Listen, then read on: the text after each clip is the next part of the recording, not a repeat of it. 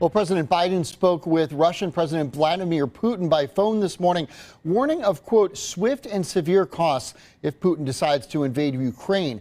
And with tensions now high, the White House is urging Americans to leave Ukraine immediately. Fox's David Spunt has the latest.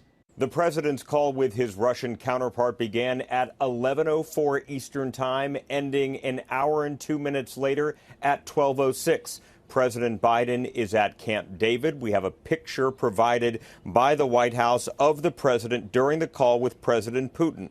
According to a senior administration official, the call was professional and substantive, but there were no serious breakthroughs to make Vladimir Putin pack up and leave the Ukrainian border. According to a readout from the White House, it reads in part, President Biden was clear that if Russia undertakes a further invasion of Ukraine, the United States, together with our allies and partners, will respond decisively and impose swift and severe costs on Russia.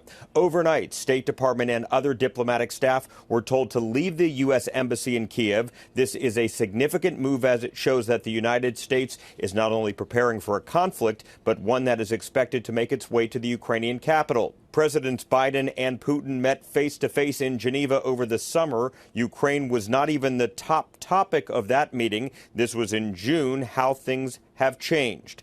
Russia wanted the call with President Biden to take place Monday. The White House wanted it on Saturday to underscore the urgency.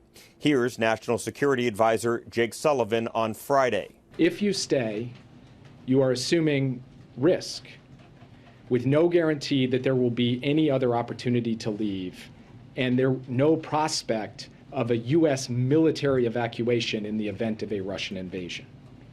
If a Russian attack on Ukraine proceeds, it is likely to begin with aerial bombing and missile attacks that could obviously kill civilians without regard to their nationality.